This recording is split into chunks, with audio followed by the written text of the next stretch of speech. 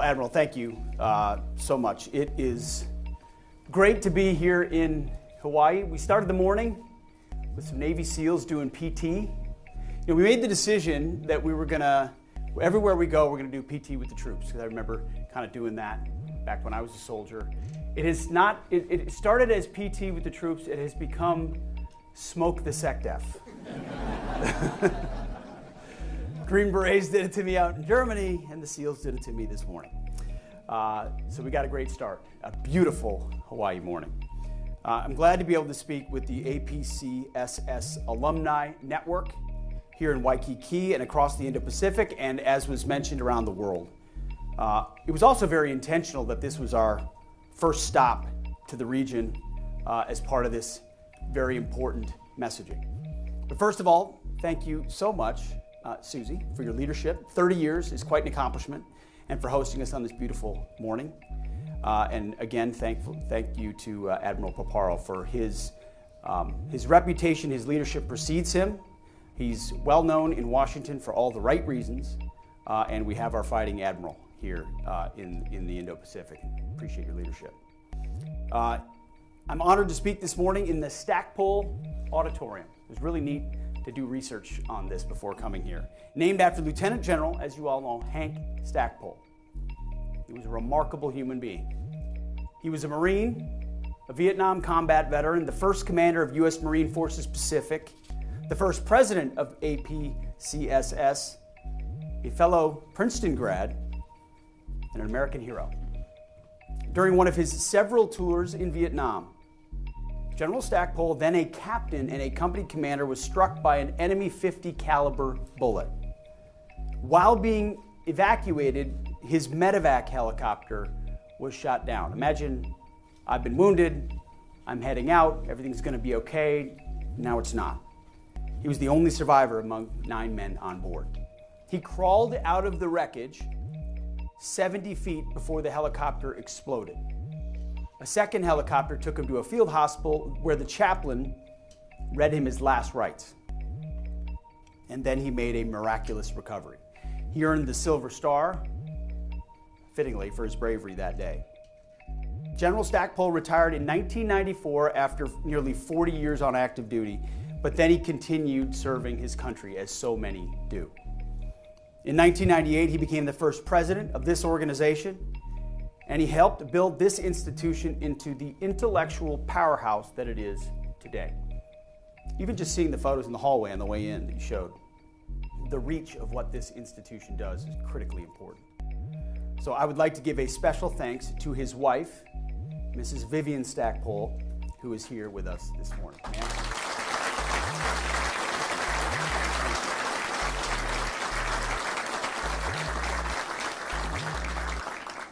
Thank you to you and your husband for your decades of serving together, particularly here in the Indo-Pacific. As every military family knows, no warrior serves alone.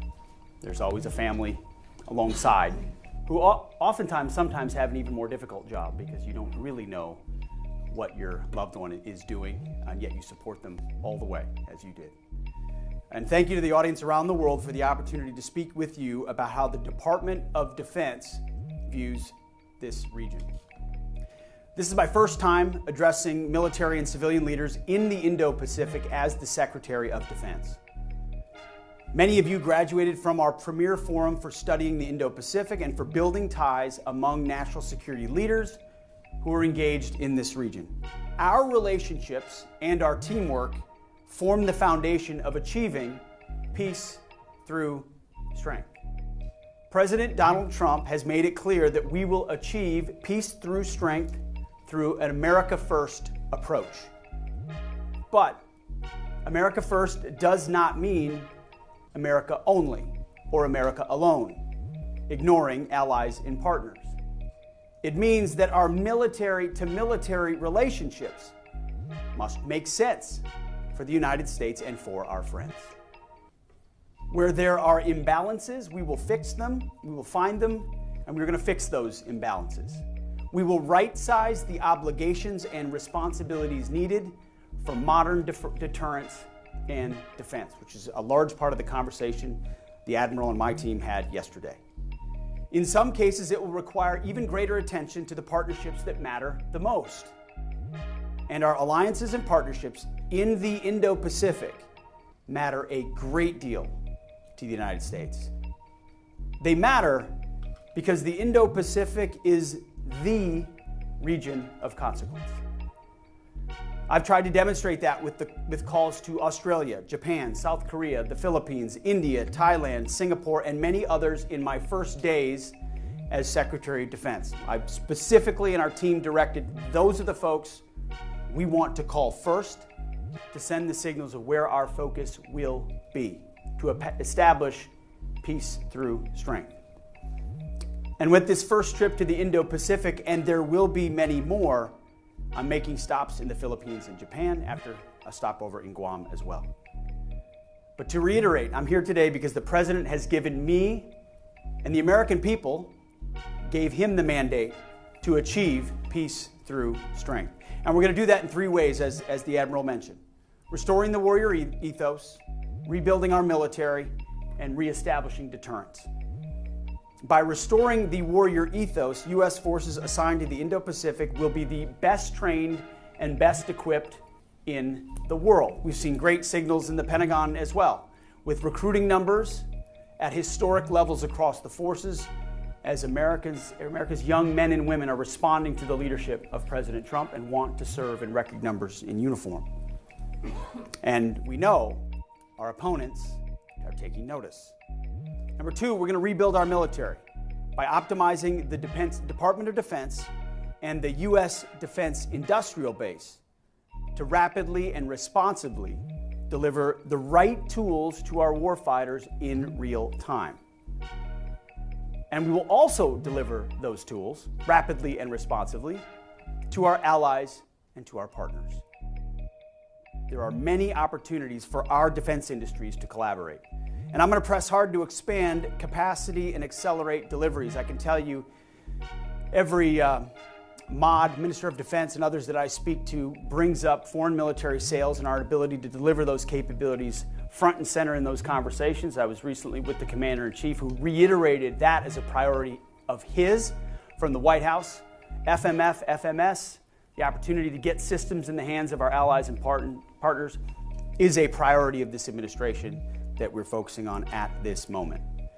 I know this center has also been focused on supply chain security for our weapon systems. When you look at the charts and you understand where too many things are sourced from, you understand the complications that come with that reality. You've also been studying how we can co-produce and co-sustain our platforms and munitions with partners who choose to work with us. So, Susie, please keep up the great work. We need it. It is more important than ever. And finally, as we reestablish deterrence, our charge is simple. We will work with our allies and our partners to deter the Communist Chinese and their aggression in the Indo-Pacific. Full stop. By standing shoulder to shoulder with you, our allies and partners, we will put our enemies, our adversaries, those who stand against us on notice. Each ally, each partner, each friend contributes their own unique capabilities to regional deterrence. A renewed focus on deterrence creates advantages for ourselves, our partners, and our allies. And it also does this while creating dilemmas, which is a lot of what we talk about, dilemmas for our adversaries. Our mission is to deter war. But if necessary, we will, together, defeat and destroy our enemies. None of this is new. This is the business that we are in. President Trump's vision for a free and open Indo-Pacific is as true today as it was when he first laid it out in Vietnam in 2017.